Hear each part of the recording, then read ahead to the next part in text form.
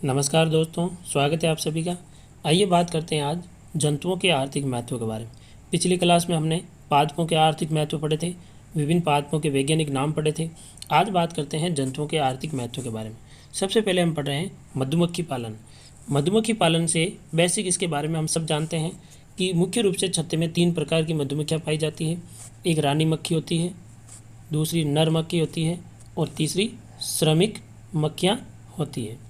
ठीक है, तो उन्हीं मक्खियों में पूरा जो नियंत्रण होता है छत्ते का, वो रानी मक्खी का होता है। श्रमिक मक्खियाँ जो होती है उनका काम होता है विभिन्न प्रकार के फूलों से मकरंद चूसना और यहाँ शहद बनाने का कार्य करते हैं। और नर मक्खी का काम होता है रानी मक्खी के साथ में मैथुन क्रिया करके अंडे उत्पन्न करना।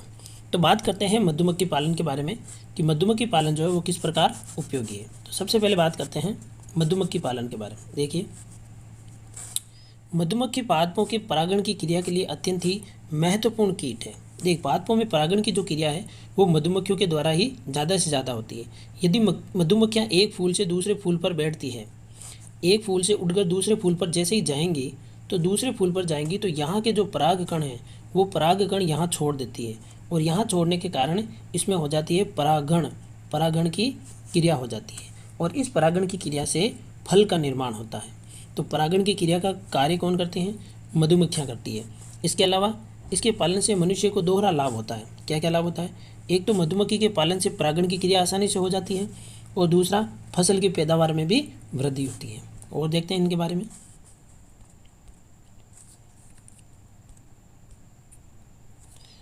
देखिए,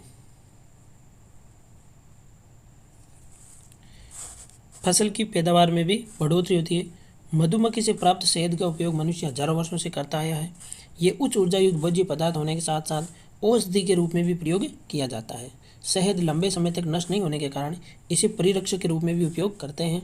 प्राचीन समय से प्रकृति में मिलने वाले मधुमक्खी के छत्ते से शहद और मधुमोम प्राप्त किया जाता है। वर्तमान समय में कृत्रिम रूप से छत्तों से मधुमक्खी से पालकर बड़ी मात्रा में शहद प्राप्त किया जा रहा है।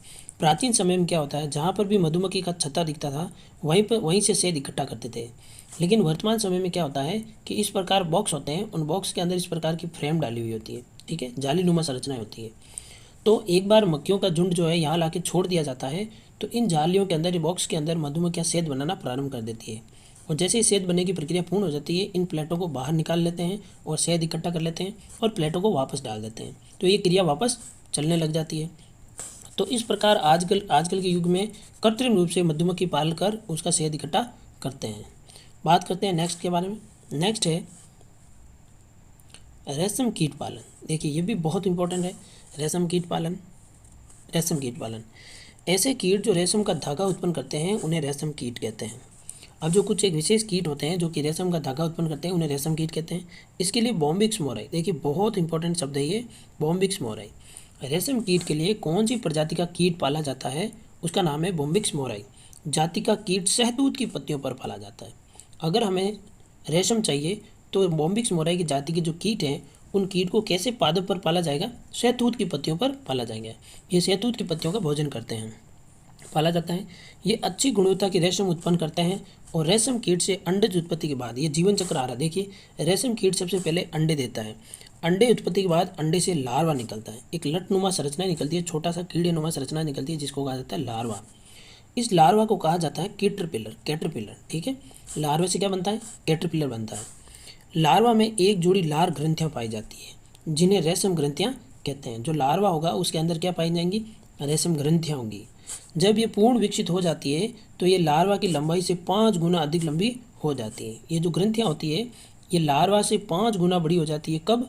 जब ये लार्वा पूर्ण रेशम कीट में बदल जाता है और रेशम का निर्गम द्रव के रूप में होता रहता है और इन रेशम की ग्रंथियों से एक लिक्विड रूप में द्रव निकलना प्रारंभ हो जाता है जिससे रेशम का निर्माण होता है, जो कि हवा के संपर्क में आने पर कठोर हो जाता है। जो हवा का संपर्क में आएगा जैसे ये, तो कैसे हो जाएंगे? कठोर हो जाएंगे। आगे बात करते हैं। कठोर हो जाता है, ये भोजन करना बंद कर देता है और इसके पश्चात कोकून बनना प्रारंभ कर देता है। कोकून बनने का क्या अभिप्राय है? जो हमने अभी कीड़े के बारे में पढ़ा था, जो कीड़ा जो है वो भोजन करना क्या कर देता है? बंद कर देता है। जब भोजन करना बंद कर देता है तो इसके चारों ओर रेशम इस प्रकार, ये रेशम के अंदर पूरा बंद हो जाता है कीट पूरा अंदर, और इस घटना को कहा जाता है कोकून। ठीक है, और इसमें कोकून अवस्था में ये भोजन करना बंद कर देता है क्योंकि अंदर पैक हो जाता है और अपने चारों ओर रेशम के धागों का जाल बुनकर स्वयं पूर्णतः बंद हो जाता है। कोकून के अंदर बंद निष्क्रिय लार्वा प्यूपा कहलाता है। अब इसके अंदर जो कीट है इसको कहा जाता है प्यूपा। ठीक है, कोकून के अंदर क्या होता है? प्यूपा होता है। इस प्रकार प्यूपा से रेशम के धागे अलग कर लिए जाते हैं। अभी प्यूपा जैसे यदि पूर्ण विकसित हो गया अंदर यदि पूर्ण विकसित हो गया तो रेशम को तोड़ के बाहर निकल जाएगा। लेकिन क्या करते हैं, इसको बाहर निकलने से पहले ही गर्म पानी में डालकर इस कीट को अंदर से मार दिया जाता है और रेशम के धागे जो चारों ओर उनको वापस उधेड़ लिया जाता है। अब रेशम जो बनी होती है वो किससे बनती है? प्रोटीन से बनती है। रेशम किससे बनी होती है? प्रोटीन से बनी होती है। और प्रोटीन का आंतरिक भाग होता है वो तो होता है फाइब्रिन। देखिए बहुत इंपॉर्टेंट है, रेशम का आंतरिक भाग फाइब्रिन होता है और रेशम का बाहरी भाग जो होता है वो किससे बना होता है? सेरिसिन से बना होता है। सेरेटिन या सेरिसिन दोनों, कहीं भी सेरेटिन भी लिखा हुआ मिल सकता है, तो सेरिसिन या फिर सेरेटिन का बना होता है। रेशम का आंतरिक भाग फाइब्रिन और बाहरी भाग सेरेटिन का बना होता है। तो अब हमने मधुमक्खी पालन और रेशम कीट पालन, दो टॉपिक जो कि एग्जाम की दृष्टि से बहुत इंपॉर्टेंट है, कंप्लीटली पढ़ लिया है। मिलते हैं अगले टॉपिक में, तब तक के लिए जय हिंद।